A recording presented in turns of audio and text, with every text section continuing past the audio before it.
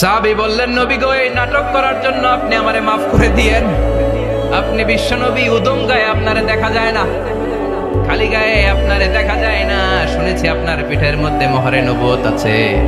অনেক দিনের সাধনা, জল্পনা কল্পনা, আপনার মোহরে নবুয়তে আমার ঠোঁটটা আমি লাগাবো।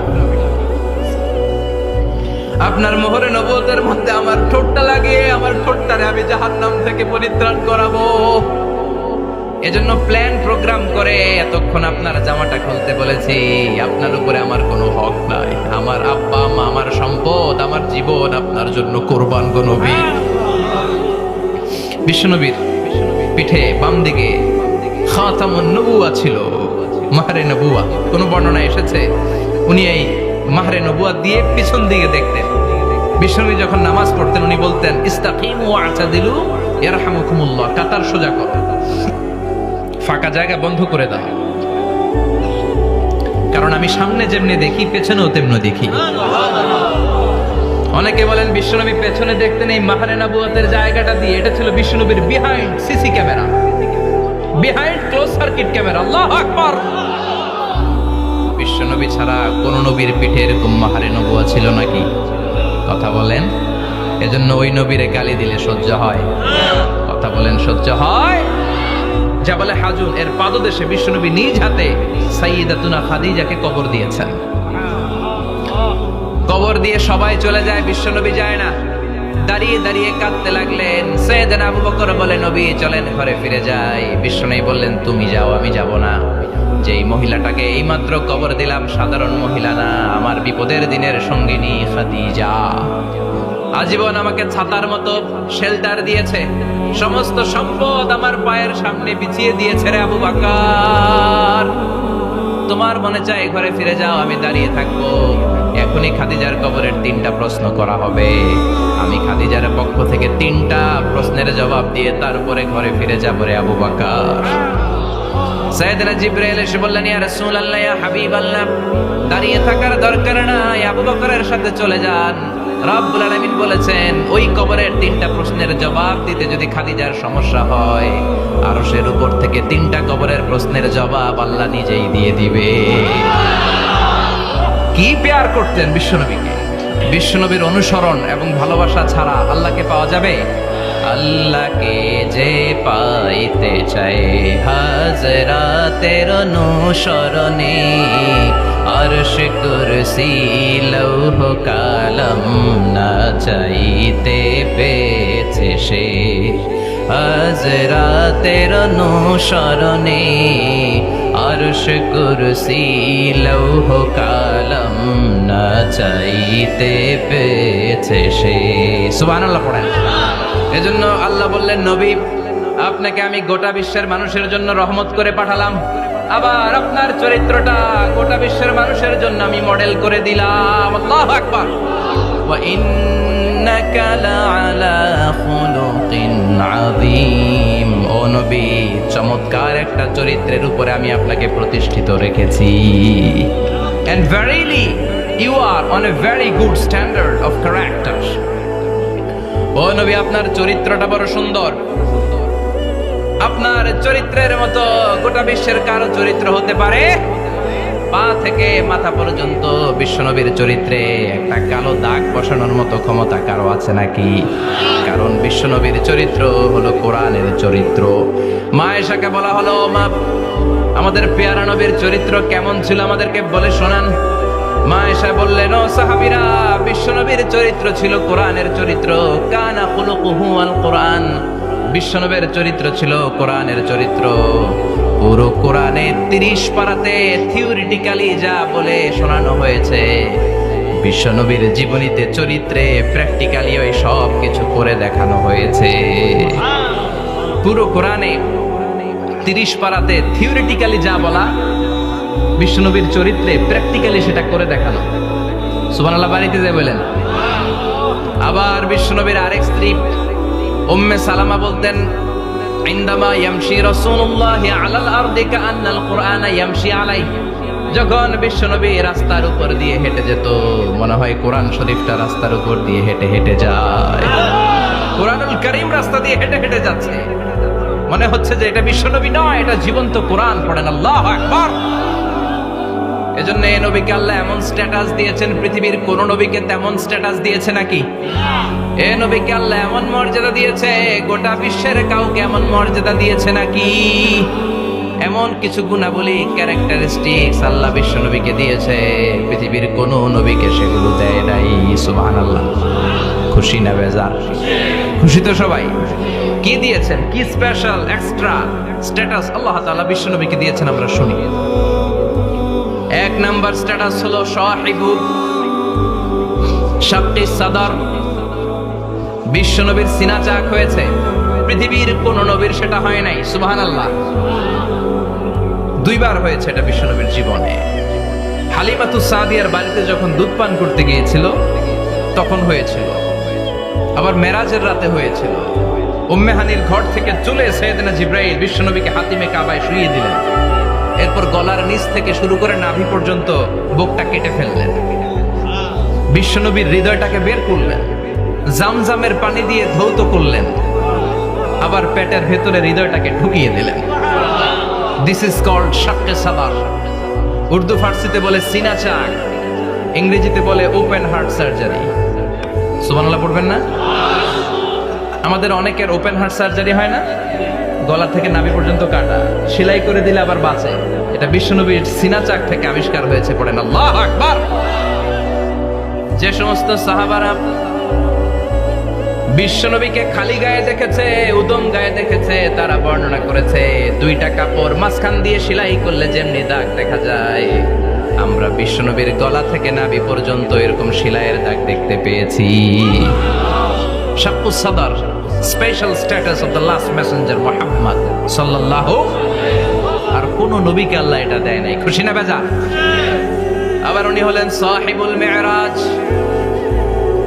ওনার মেরাজ হয়েছে, আর কোন নবীর হয়েছে নাকি? কথা বলেন। বিশ্বনবীর হৃদয়টা বড় ভাঙা, কলিজার টুকরা স্ত্রী খাদিজা নাই, যাকে সবচেয়ে ভালোবাসতেন, সবচেয়ে পেয়ার করতেন, যাকে মাহাব্বাত করতেন। এবং সাইয়েদাতুনা খাদিজার জন্য বিশ্বনবী মা আয়েশাকে ধমকও দিয়েছেন। সাইয়েদাতুনা খাদিজার কথা যখন বিশ্বনবী বলে বেড়ায় মা আয়েশার কাছে, খাদিজার কথা বললে মা আয়েশা বলতেন, ও নবী, কোন জাহিলি যুগে এক বুড়ি মহিলার সাথে আপনার বিয়ে হয়েছিল, মরে গিয়েছে, কবরে শুয়ে আছে। ওই মহিলার পরে কত সুন্দরী সুন্দরী নারীরা আমরা আপনার ঘরে আসলাম, তারপরে ওই বুড়ির কথা আমাদেরকে বলেন কেন? ওই বুড়ির কথা শোনান কেন? বিশ্বনবী রেগে গেলেন। সাইয়েদাতুনা খাদিজাকে বুড়ি বলার কারণে বিশ্বনবী মা আয়েশার চোয়ালটা এইভাবে চেপে ধরেছে। কোনদিন স্ত্রীর গায়ে হাত তোলেননি, শুধু এই একবার খাদিজাকে বুড়ি বলার কারণে মা আয়েশার থুতনি চেপে ধরেছিলেন। আল্লাহু আকবার। আবার বিশ্বনবী বলতেন, রুজিকতু হুব্বাহা, খাদিজার ভালোবাসা আল্লাহ আমার হৃদয়ে ঢুকিয়ে দিয়েছে। আবার বিশ্বনবী দোয়া করলে বলতেন, ও আল্লাহ, ওই কিয়ামতের ময়দানে যেদিন বন্ধু বন্ধুরে চিনবে না, বাবা ছেলেরে চিনবে না, মা তার মেয়েরে চিনবে না, পীর সাহেব মুরিদরে চিনবে না, মুরিদ পীর সাহেবরে চিনবে না, ওই কঠিন দিনে যেন আমি আমার কলিজার টুকরা খাদিজারে ভুলে না যাই। ওই কঠিন দিনে আমি যেন আমার খাদিজারে চিনতে পারি। সুবহানাল্লাহ। তার মানে ভালোবাসা বেশি না কম? সাইয়েদাতুনা খাদিজা ইন্তেকাল করলেন, জাবালে হাজুনের পাশে ওনার কবর। যারা হজ উমরা করতে গিয়েছেন দেখেছেন না, মক্কায় একটা কবর আছে, এটা মাকবারাতুল মা'লা। মা'লা, কিন্তু এটারে বাংলাদেশিরা বলে জান্নাতুল মুআল্লা। কি বলে? এটারে জান্নাতুল মুআল্লা বলবেন না, কারণ এই কবরস্থানে অনেক কাফির মুশরিকেরও কবর আছে, তো ওদের কবরস্থান কি জান্নাত হতে পারে? এটাকে মাকবারা বলবেন। মাকবারা মা'লা বা মুআল্লা, আর মদিনায় হচ্ছে মাকবারাতুল বাকিয়া। মুআল্লা কবরস্থান মক্কায়, আর বাকি কবরস্থান মদিনায়। এর পাশে বিশাল এক পাহাড়, হেরেম শরীফ থেকে দেখা যায় জাবালে হাজুন, এর পাদদেশে বিশ্বনবী নিজ হাতে সাইয়েদাতুনা খাদিজাকে কবর দিয়েছেন। কবর দিয়ে সবাই চলে যায়, বিশ্বনবী যায় না। দাঁড়িয়ে দাঁড়িয়ে কাঁদতে লাগলেন। সাইয়েদনা আবু বকর বলে, নবী চলেন ঘরে ফিরে যাই। বিশ্বনবী বললেন, তুমি যাও, আমি যাব না। যেই মহিলাটাকে এইমাত্র কবর দিলাম সাধারণ মহিলা না, আমার বিপদের দিনের সঙ্গিনী খাদিজা। আজীবন আমাকে ছাতার মতো শেল্টার দিয়েছে, সমস্ত সম্পদ আমার পায়ের সামনে বিছিয়ে দিয়েছে রে আবু বকর। তোমার মনে চায় ঘরে ফিরে যাও, আমি দাঁড়িয়ে থাকবো। এখনই খাদিজার কবরের 3টা প্রশ্ন করা হবে। আমি খাদিজার পক্ষ থেকে 3টা প্রশ্নের জবাব দিয়ে তারপরে ঘরে ফিরে যাবো রে আবু বকর। সাইয়েদনা জিবরাইল এসে বললেন, ইয়া রাসূলুল্লাহ, ইয়া হাবিবাল্লাহ, দাঁড়িয়ে থাকার দরকার নাই, আবু বকরের সাথে চলে যান। রব্বুল আলামিন বলেছেন, ওই কবরের 3টা প্রশ্নের জবাব দিতে যদি খাদিজার সমস্যা হয়, আরশের উপর থেকে 3টা কবরের প্রশ্নের জবাব আল্লাহ নিজেই দিয়ে দিবে। কি প্যার করতেন বিশ্বনবীকে। সাইয়েদাতুনা খাদিজা ইন্তেকাল করলেন, চাচা আবু তালেব ইন্তেকাল করল। দাওয়াত দেওয়ার জন্য বিশ্বনবী ওই তায়েফের ময়দানে গেলেন। তায়েফের ছেলেরাও পাথর মেরে বিশ্বনবীর দেহটারে ঝাঁঝরা করে দিল। বলেন ঠিক কিনা? খেয়ে না খেয়ে দিন প্রচারের কাজে নিজেকে দিয়েছ বিলিয়ে। তায়েফের কাফিরেরা চিনল না সে আলো, দুষ্ট ছেলেদের পিছু দিল লেলিয়ে। পাথরের আঘাতে ক্ষত বিক্ষত হয়ে সারা শরীর থেকে রক্ত ঝরে। হে রাসূল, তোমাকে ভুলি আমি কেমন করে। হে রাসূল, তোমাকে ভুলি আমি কেমন করে। ঠিক কি না? খাদিজা নাই, আবু তালেব নাই, তায়েফে যে মার খেয়ে আসলেন, অন্তরটা একেবারে ভাঙা, আর মন বসে না, কিচ্ছু ভাল লাগে না। বিশ্বনবীর মনের ভেতরে হাহাকার। বিশ্বনবীর মনে হলো, ডানে বায়ে দুনিয়ায় আমার মনে হয় কেউ নাই। বিশ্বনবী দুনিয়ায় বসে কষ্ট পায়, আরশের উপর থেকে এগুলো দেখে কে? আল্লাহ প্ল্যান করছেন কেমন করে আমার বন্ধুর মনটারে ভালো করা যায়। বিশ্বনবীকে স্পেশাল সারপ্রাইজ দেওয়ার জন্য আল্লাহ প্ল্যান করলেন। জিব্রাইল ডেকে বললেন, ও জিব্রাইল, আমার পেয়ারা নবীকে স্পেশাল সারপ্রাইজ দিব, কিন্তু এই সারপ্রাইজের গিফটটা তোমার হাত দিয়ে আমি দিতে চাই না, তুমি দিয়ে আসলে হবে না। আমার পেয়ারা নবীকে দুনিয়া থেকে টান দিয়ে আমার আরশের উপরে নিয়ে আসো। সাহিবুল মিরাজ, যেই নবীর মেরাজ হয়েছে আর কোন নবীর হয় নাই। এই মেরাজ করতে যে কত কাণ্ড, কত প্ল্যান প্রোগ্রাম। আল্লাহ টাইমের স্পিডকে আল্লাহ থামিয়ে দিলেন। মক্কা থেকে উঠিয়ে বিশ্বনবীকে এক মরুভূমিতে রাখা হলো রাতে।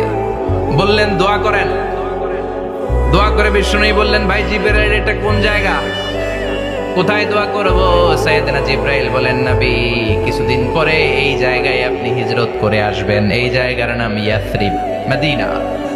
দোয়া করলেন। আবার সেখান থেকে তুলে এক পাহাড়ে রাখা হলো। নবী দোয়া করেন। দোয়া করে নবী বললেন, এটা কোন পাহাড়? অন্ধকার, আমি তো কিছু চিনি না। সাইয়েদনা জিবরাইল বললেন, নবী, এটা সাধারণ পাহাড় নয়। এই পাহাড়ের কথা আল্লাহ কোরআনে বলেছেন, এই পাহাড়ের কসম আল্লাহ কোরআনে খেয়েছেন। এই পাহাড়টা হলো আপনার ভাই মুসার পাহাড়, তুর পাহাড়। তুর পাহাড়ে তিনি দোয়া করলেন। কত কিছু করে বিশ্বনবীকে আল্লাহর আরশে নিয়ে যাওয়া হলো। সাহিবুল মেরাজ।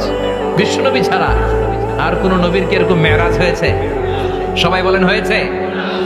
এরপর উনি হলেন সাহিবুস শাফা, শাফাতের মালিক। বিশ্বনবী ছাড়া কিয়ামতের ময়দানে কেউ আমাদের জন্য সুপারিশ করতে পারবে? পাগল হয়ে যাব আমরা। সূর্যটা মাথার কাছে, ক্ষুধায় তৃষ্ণায় জিহ্বাটা কুকুরের মতো বের হয়ে ঝুলতে থাকবে। মাথার মগজগুলো গলে গলে নাকের ছিদ্র দিয়ে, কানের ছিদ্র দিয়ে বেয়ে বেয়ে পড়তে থাকবে। বাবা ছেলের দেখলে দিবে দৌড়, বলবে চিনি না, ইয়া নাফসি, আল্লাহ আমারে বাঁচাও। ঠিক কিনা? পীর সাহেব মুরিদ রে বলবে চিনি না, মুরিদ পীর সাহেব রে বলবে চিনি না, ভাই ভাইরে চিনবে না। সব নবী আর সব উম্মতের একটাই জিকির, ইয়া নাফসি, ইয়া নাফসি। নবীও জিকির করে ইয়া নাফসি, উম্মতও জিকির করে। সবাই সাইয়েদনা আদম রে ধরবে, সাইয়েদনা আদম বলবে আমি পারবো না। নূহের কাছে যাও, সাইয়েদনা নূহ বলবে পারবো না। ইব্রাহিমের কাছে যাও, সাইয়েদনা ইব্রাহিম বলবে পারবো না। মুসা আলাইহিস সালামের কাছে যাও, মুসা আলাইহিস সালাম বলবেন পারবো না। ঈসা আলাইহিস সালামের কাছে যাও, সাইয়েদনা ঈসা আলাইহিস সালাম বলে এত জায়গায় ঘুরে লাভ নাই, জায়গা মতো যাও মিয়া, জায়গা মতো যাও। মাকামে মাহমুদে বিশ্বনবীকে সেজদায় পড়ে থাকতে দেখবা। ওই নবী ছাড়া আজকের এই ভয়ঙ্কর আমাদের সবার বিপদের দিন। এই বিপদের দিনে আল্লাহর সামনে দাঁড়িয়ে কথা বলার মতো সাহস আজকে কারো নাই। বিশ্বনবী কাঁদতে থাকবেন, সেজদায় পড়ে কাঁদবেন। সবার জিকির ইয়া নাফসি ইয়া নাফসি, বিশ্বনবীর জিকির ইয়া উম্মতি। কাঁদতে কাঁদতে নবী আমার বেহুশ, সবাই বিশ্বনবীর চারদিকে দাঁড়িয়ে থাকবে গোল হয়ে, আমার নবী মাকামে মাহমুদে সিজদায় পড়ে থাকবে। বিশ্বনবীর কান্না দেখে আল্লাহর সহ্য হবে না। আল্লাহ বলবে, না নবী ইরফা রাসাক, মাথা উঠান, আর সইতে পারি না। সাল তোতাই বাচ্চান, কি লাগবে আপনার সব দেব। ওয়াশফা তুশাফা, যার জন্য সুপারিশ করবেন তাকেই জান্নাত দিয়ে দেব। বিশ্বনবী বলেন, লিকুল্লি নবীন দাওয়া মুস্তাজাবা, সব নবীর দুনিয়াতে একটা স্পেশাল দোয়া ছিল, এটাকে বলে দাওয়া মুস্তাজাবা। এই দোয়াটা করলেই কবুল করে নিয়েছে কে? আল্লাহ। সব নবীর ওই দোয়াটা দুনিয়াতেই করেছেন, শুধুমাত্র কেবলমাত্র বিশ্বনবী তার স্পেশাল দোয়াটা আজ পর্যন্ত এখন পর্যন্ত করে নাই। বিশ্বনবী বলেন, ওয়া ইন্নী আখতাবিউ দাওয়াতি শাফাআতান লি উম্মতি ইয়াউমাল কিয়ামাহ, আমি আমার দোয়াটা, আমি আমার স্পেশাল সাপ্লিকেশনটা কিয়ামতের দিন কঠিন মুসিবতের কালে তোমরা যখন বিপদে পড়ে যাবা, আমার স্পেশাল দোয়াটা ওই দিন করে আমি তোমাদের সুপারিশ করে জান্নাতে পাঠায়া দেব। সাহিবুশ শাফাআ, বিশ্বনবী ছাড়া কথা বলার মতো ক্ষমতা, স্পর্ধা, সাহস সেদিন কারো থাকবে না। চিৎকার করে বলেন ঠিক কি না? আবার উনি সাহিবুল কাউসার, উনি কাউসারের মালিক। আল্লাহ ওনাকে কাউসার দিবেন। অন্য নবীদেরও দিছে না? কথা বলেন, কাউসার দিয়েছে। কি মজার পানি, আহলা মিনাল আসাল, মধুর চাইতেও মিষ্টি, সুইটার দেন হানি, মধুর চাইতেও মিষ্টি। আব্রাদু মিনাস সালজ, বরফের চাইতেও ঠান্ডা। আবিয়াদু মিনাল লাবান, দুধের চাইতেও সাদা। এক ঢোক যে পান করবে আজীবনের জন্য তৃষ্ণা চলে যাবে। সাহিবুল কাউসার, তৃষ্ণার চোটে আমরা পাগল পারা হয়ে বিশ্বনবীর কাউসারের দরবারে যাব। বিশ্বনবী পেয়ালার মধ্যে করে করে আমাদেরকে কাউসার পিলাবেন। এই কাউসারের ক্ষমতাও রব্বুল আলামিন পৃথিবীর কোন নবীকে দেন নাই। সব নবীরাও বিশ্বনবীর কাছে চেয়ে চেয়ে কাউসার সেদিন খাবে। সুবহানাল্লাহ পড়বেন না? সাহিবুল কাউসার, সাহিবুল মি'রাজ, সাহিবুশ শাফাআহ, সাহিবুল মাকাম আল মাহমুদ। আজানের পরে দোয়াতে বলি না, আতি মুহাম্মাদিনিল ওয়াসিলাতা ওয়াল ফাদিলা ওয়া বা'আথু মাকামান মাহমুদা। ও আল্লাহ, আমার নবীর আপনি মাকামে মাহমুদ দেন। মুফাসসিরিন ইকরাম, মুহাদ্দিসিন ইকরাম এই মাকামে মাহমুদ কি এটার ব্যাখ্যা করতে যে হয়রান হয়েছেন। কেউ বলেছেন কিয়ামতের ময়দানে বিশাল একটা সিংহাসন, কেউ বলেছে জান্নাতের মধ্যে একটা সিংহাসন, কেউ বলেছে না না, আমার আল্লাহর আরশের পাশে স্পেশাল একটা জায়গা আছে, ওই জায়গাটার নাম হলো মাকামে মাহমুদ। ওখানে বিশ্বনবী বসবে। এই নবীর সাথে কারো স্ট্যাটাসের কোনো তুলনা চলে? কথা বলতে হবে। এই নবীরে গালি দিলে কলিজায় আগুন লাগে না? এই নবীর বিরুদ্ধে কথা বললে মুসলমান সইতে পারে? এমন স্ট্যাটাস আল্লাহ বানালেন, এত মর্যাদা আল্লাহ দিলেন, এত সম্মান দিলেন, গোটা বিশ্বের কোন নবীরে দেয় নাই। আবার বিশ্বনবী বলতেন, নুসিরতু বির-রু'বি মাসিরাতা শাহর, আমাকে আল্লাহ ভয় দিয়ে সাহায্য করেছেন। আমি যেই জায়গায় দাঁড়িয়ে থাকি, আমার ডানে বায়ে সামনে পেছনে 1 মাসের জায়গা পর্যন্ত কোনো কাফির আমার সামনে আসতে পারে না ভয়ে। 1 মাসের জায়গা পর্যন্ত কোনো কাফির যদি দাঁড়ায় থাকে, বিশ্বনবীর জন্য ভয়ে তার কলিজায় ধুকধুকানি শুরু হয়ে যায়। ধরেন আমি ওনারে ভয় পাই, কাছে আসলেই না ভয়, দূরে গেলে তো আমি পালোয়ান, ঠিক কিনা? উনি আছে কোম্পানিগঞ্জ বাজারের ওইদিকে, আমি এদিকে, আমি পালোয়ান, স্বাস্থ্যের সমস্যা নাই, ঠিক কিনা? কারণ কাছে নাই। কিন্তু বিশ্বনবী এমন পাওয়ারফুল ছিলেন, কাছে আর দূরে কোনো কথা না, ডানে বায়ে সামনে পেছনে 1 মাসের দূরত্ব। এই লোকেশনের মধ্যে যদি কোনো কাফের মুশরিকের আন্ডা বাচ্চা থেকে থাকে, বিশ্বনবীর ব্যাপারে ভয় তাদের অন্তরের মধ্যে ঢুকিয়ে দেয় কে? এজন্য বিশ্বনবীর সাথে কারো মর্যাদার কোনো তুলনা চলে? বিশ্বনবী আমাদের মডেল। আমাদের মডেল কে? কথা বলেন, সবাই বলেন। আপনাদের মনোযোগ আছে না গেছে? জিমায় পড়তেছেন মনে হয়। এটা কিন্তু ক্লাস। আমি সবসময় বলি আমার আলোচনা ক্লাসের মতো মনে করুন, because I consider all the sitting person in front of me, beside me as a student. আমি যখন কথা বলি সবাইকে আমি স্টুডেন্ট ভাবি, আমাকে শিক্ষক ভাবি। আমার আমার আগে যিনি কথা বলেছেন তখন উনি ছিলেন আমাদের শিক্ষক, আমার পরে কেউ বললে উনি শিক্ষক, আমরা ছাত্র, ঠিক কি না? কোরআনের ছাত্র হয়ে বাঁচলেও লাভ, মরলেও লাভ, ঠিক কি না? হাতি মরলেও লাখ টাকা, ঠিক কি না? কোরআন